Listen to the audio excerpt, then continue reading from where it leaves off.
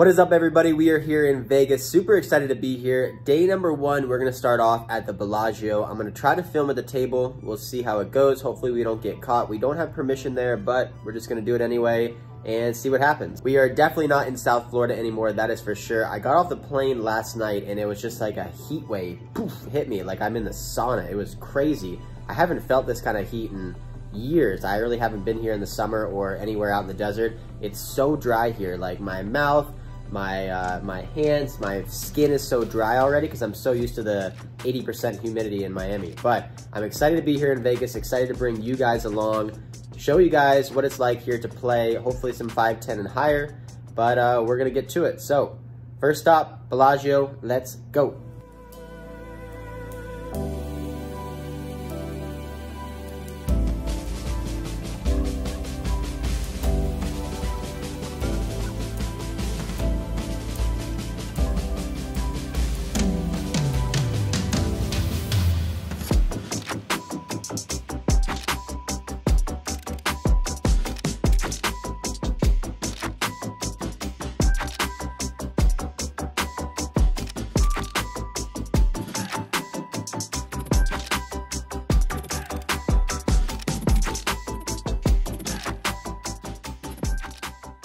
We are here, Bellagio, Las Vegas, Nevada, buying in for $1,500 at the 510 game. This is one of my favorite poker rooms and favorite games to play in the country. I love the orange chips and the blue felt. We're going to get right into the action. First hand we play here, there's an under the gun straddle to 20. Under the gun +1 makes it 50. There's two calls for 50 before we look down at pocket fives in the big blind. We make a pretty standard call for $30 more, and the straddler folds. So going to our first flop here, Bellagio 510, hoping for a set. 4 ways to a flop, which comes out ace 5-5. Flopping quads here, our first hand. We end up checking it over to the initial raiser who... Wait, that's not right. The flop comes down king, queen, 4, 2 hearts. We check it over to the initial raiser who puts out a $200 bet, and we fold. Alright guys, get ready for a pretty interesting hand. When we look down at pocket aces, under the gun straddles to 20, we raise $250 in the hijack, the cutoff calls $50, the small blind calls $50, and the straddler completes $30 more, so going 4 ways to the flop, which comes out queen, 10, 8, 2 hearts. Not the most ideal flop here with pocket aces. My opponents can have a lot of 2-pair, some sets, and straights on this board. So when it's checked to me, I consider checking, but I decide to go with a bet fold route. I'm going to bet $110, and if one of my opponents raises me, I can pretty much put them on a hand that's better than mine, and I'll fold. So I bet $110, cutoff folds, small blind folds, and the straddler says, hey, $110 sounds good to me. He puts in 1 black chip and 1 orange chip to call. The turn card is the king of spades, not the best card here. If my opponent has a hand like king, queen, king 10, ace jack, or king 8, he now improved to 2-pair or a straight. So whenever he checks it over to me, I decide to put a little pot control here. I'm going to try to check the turn and try to get value on the river depending on what it is. For the 5th card here, the dealer puts out the queen of hearts. Awful card for us. It pairs the top card on the flop, and it also brings in the front door flush. And now, the under the gun straddler announces a bet of $570. Whenever I'm facing a very large bet, I like to stop and take my time and really try to think the hand out. So let's start from the beginning here. I raise and he calls in the straddle, so his range can be pretty wide. On the flop, I bet, everybody folds, and he just calls. So given the fact that he just called the flop, I don't think he has 2-pair, straights, or sets. I think that he would most likely check raise that on such a wet and connected board out of position. So when he just calls the flop, I narrow his range down to flush draws, straight draws, and single pair hands. So when the turn card comes to king of spades, he checks and I check back, and the river is the queen of hearts, and now he leads out for such a big sizing. He's pretty polarized here. He's saying that I have a full house or a flush. We already determined that on the flop he only called, which means he probably doesn't have any sets or 2 pairs, which means he really can't have any full houses on this river. If he had a hand like ace jack and turned a straight, I don't think he'd be betting this sizing given the fact that I could have a flush myself, and he should be a little scared of that. So whenever someone puts out a very polarized bet, meaning they have the nuts or nothing, I have to consider, is this guy capable of bluffing? And the answer is yes. This guy has been caught bluffing a couple times so far in this session. He's super action, playing a ton of hands. So all this information that I've got from this opponent and breaking down the entire hand, I tank for over 2 minutes and I decide there's no way I'm going to fold pocket aces to this guy. I put out a stack of orange chips to indicate a call. I'm going to match his $570 bet just to see his hand. Right after I make the call, my opponent says, "You're good, man. I only have an 8. I show my pocket aces, and they are good. So we end up scooping a pretty big pot here with pocket aces. One of our first hands in the first hour here at 5-10 at Bellagio. Next hand we play here, there's an under the gun +2 open to 30. There's a cutoff call before we look down at ace king in the small blind. We put in a 3-bet to $150, and both of my opponents decide to fold. So we end up taking this pot down pre-flop with ace king, which is just fine with me. We are picking up some premiums here. Next hand, we have pocket queens. The ladies, we raise it up to $30. The small blind calls 30. In the big blind, the player who tried to bluff us earlier makes the call as well. So going 3 ways to the flop, which comes out deuce, 6, 7 with 2 hearts. When my opponent's check to me, I put out a continuation bet here, trying to get value from all flush draws and straight draws. I put out a bet of $50. The small blind folds, and the big blind matches my bet. So we're going heads up here to the turn, which comes the ace of clubs. Not the best card because it's an overcard to our queens, but I'm not going to stop betting here. When he checks to me, I put out a bet of $150, and he snap folds. So we take down another pot here with a premium hand, pocket queens. Whenever I make a vlog, I take about an 8-hour poker session, and I only highlight 6 to 10 hands throughout the session. So obviously, I'm picking up a lot of trash hands in between that time. I'm not just always getting aces, kings, and queens, flopping quads, and flopping sets. So I just wanted to show you guys some hands that I'm getting that I'm folding as well, just so you guys can know I'm card dead too sometimes, and I'm not just picking up premiums the whole time. With all that talk about premium hands, makes me want to play one. So we get ace king, under the gun +1 race to 30. We 3-bet next to act 2 $100. The big blind action player calls $100, and the under the gun +1 initial raiser calls as well. So we're going 3 ways to the flop with around $300 in the middle, which we flop top pair, top kicker on ace 5-8 rainbow. On such a dry board here, when my opponents check to me, I decide to get a little tricky, and I check this one back. So going to the turn, which comes an offsuit queen. By checking back the flop, I'm hoping that the big blind player, the guy who likes to bluff, might lead out and start bluffing here. However, he checks, and now the initial raiser puts out a big, hefty bet of $200. This bet size is a little bit worrisome here. I don't think my opponent's ever going to be bluffing into 2 people on an ace-high board into a 3-bet pot, so he could possibly have a set here or 2 pair like ace-8 or ace-queen. However, he can still have hands like ace-10 or ace-jack that we're beating, so I make the call for $200, and the big blind folds.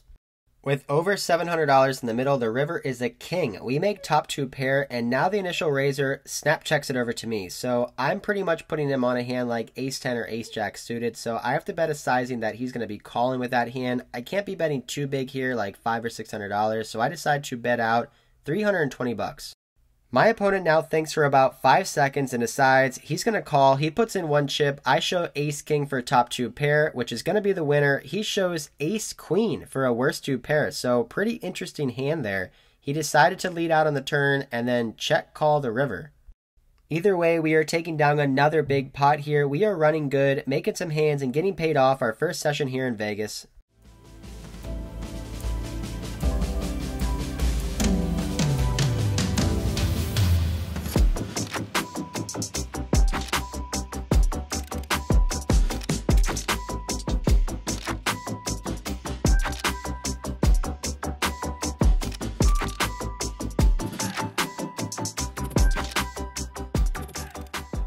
Moving on here to the next hand, I raised to $50 over a $20 straddle with pocket jacks. Only the straddler calls, who is the action player from the last couple hands. We go to a flop, which we flop pretty well. Flopping top set on jack 7-4 with 2 hearts.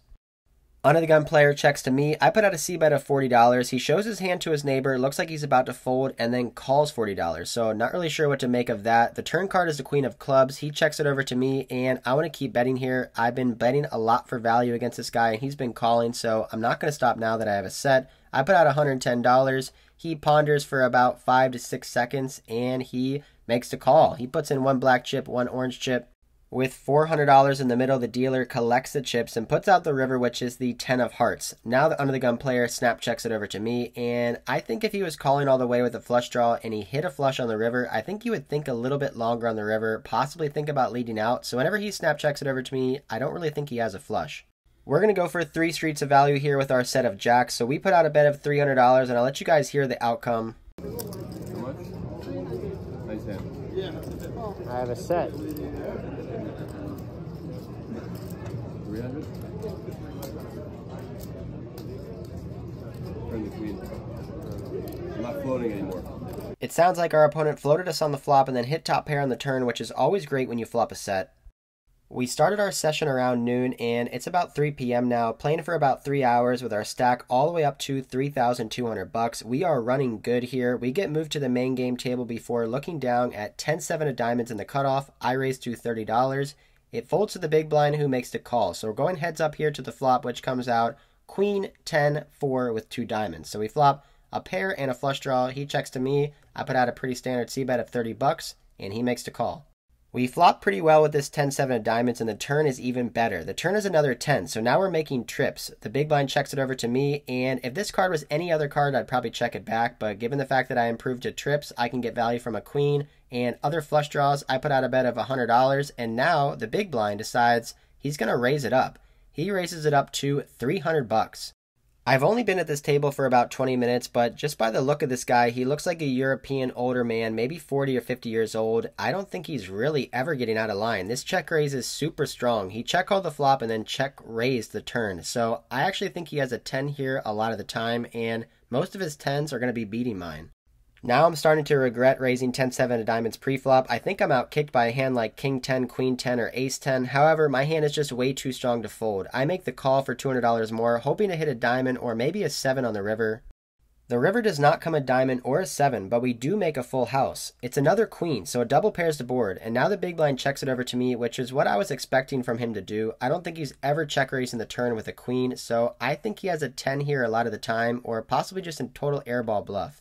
If the big blind was check raising on the turn as a bluff, it doesn't matter what we bet on the river, he's going to fold. But if he has a 10, I might be able to bet big enough here to get him off a chop. I know he doesn't ever have a queen because there's no way he's check raising a queen and then checking queens full on the river. But if I bet big enough, he might fold a 10 thinking that I have a queen. So I put out a bet of $700. The big blind does instantly fold, but when he does, he shows pocket aces, so he played that really weird. He just called pre-flop and decided to check raise the turn, and I got really unlucky there with the queen pairing on the river. I think if the queen doesn't come, he bets again, and I win an even bigger pot.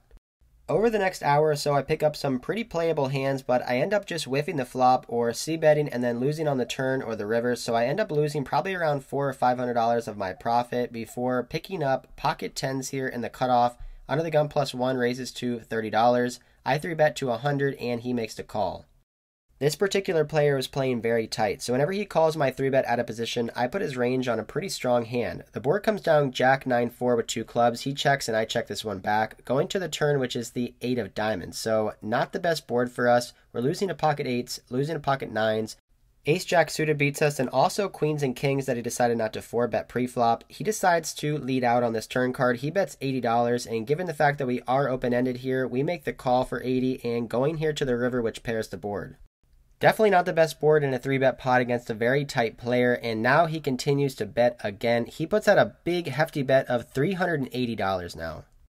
Against this player type, I don't think I can ever call here, and I don't think it'd be smart to turn my hand into a bluff, so I pretty quickly fold and give him this pot.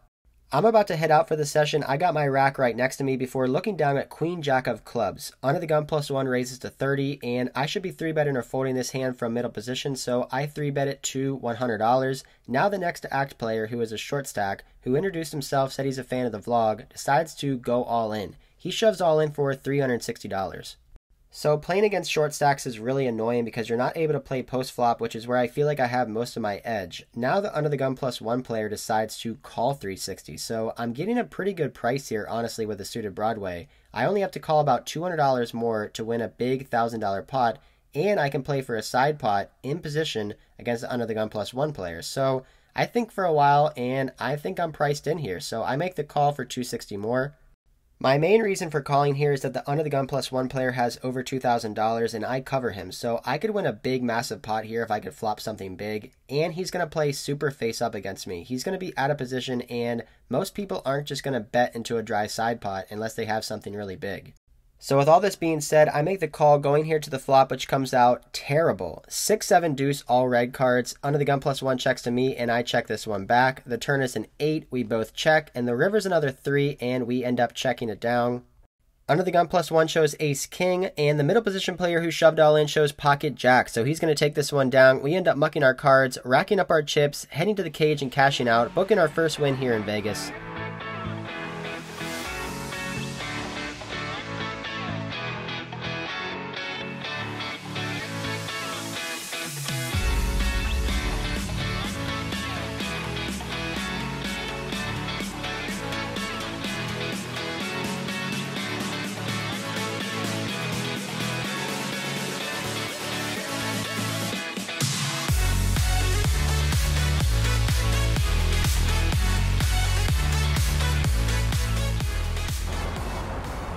All right, guys, first day in Vegas is done. We are heading back to the room now. Check out this view behind me. Awesome. It is like super, super hot here. It's insane, like over 115 degrees, just ridiculous. We ended up running pretty good to start off the session, ended up winning there with pocket aces, making a pretty big call down. We won with pocket queens, flopped a set of jacks, so things were going pretty good, up about $2,000. Then we went kind of cold. I wasn't able to record a hand that I ended up hero calling like $200 on the river with, so not too happy with that hand. But other than that, I feel like I played pretty well the whole time, so can't complain. Ended up getting in the game for $1,500, cashing out for $26.19, so a profit of $1,019 profit in about 4 hours. So not too bad, can't complain for our first day here in Vegas. So hope you guys like this video. If you do, hit that like and subscribe button, comment down below. Coming out with videos just like this every single week. All right, until next time, I'll see you.